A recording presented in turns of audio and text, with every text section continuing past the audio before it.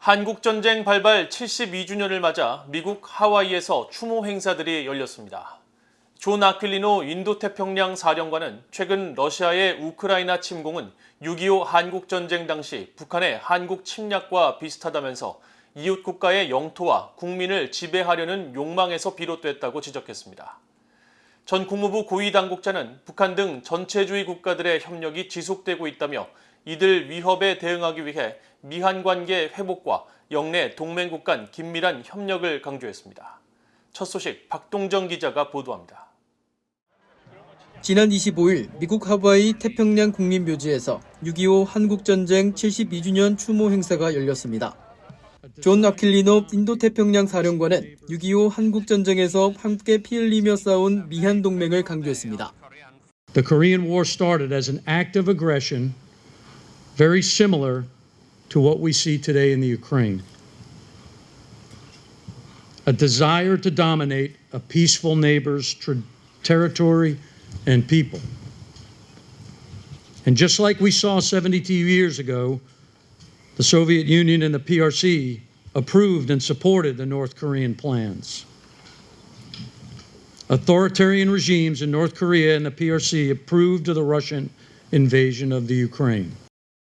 아퀼리노 사령관은 이어 6.25 한국전쟁을 통해 미한 양국은 공식적으로 동맹을 공고히 하고 북한 도발에 대한 유엔 안보리 결의 이행에 적극 동참하고 있다면서 60년 이상 이어진 상호 신뢰를 바탕으로 양국 간 철동 같은 동맹은 영내 평화와 안정 번영을 가져다줬고 미한 동맹은 인도태평양 지역 자유의 핵심이라고 강조했습니다.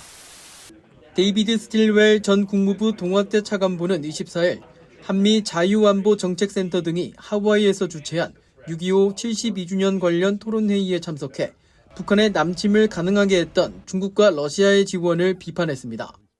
특히 이들 전체주의 국가의 협력은 지금도 지속되고 있다면서 북한 등의 도전에 대응하기 위해선 미한 관계가 어려움을 겪었던 지난 4년과는 달리 다시 강력한 관계를 맺어야 한다고 강조했습니다.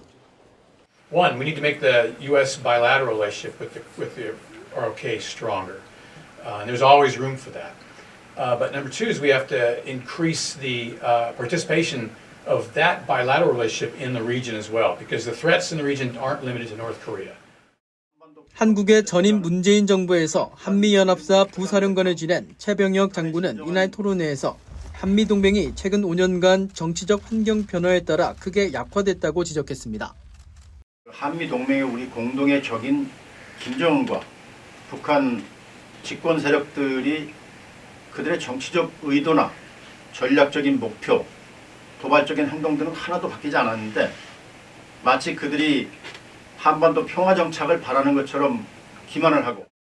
최 장군은 그러면서 문재인 정부가 대규모 한미연합훈련 축소와 사드 기지 정상 운영 지연, 무리한 전작권 조기 전환을 추진하고 유엔 북한 인권 결의안 불참과 대북 전단 금지법을 만들면서 자유민주주의 가치가 훼손되고 한미동맹의 신뢰가 저하됐다고 비판했습니다.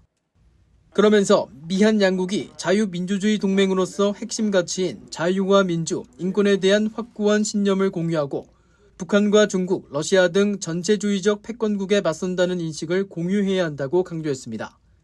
BOE 뉴스 박동정입니다.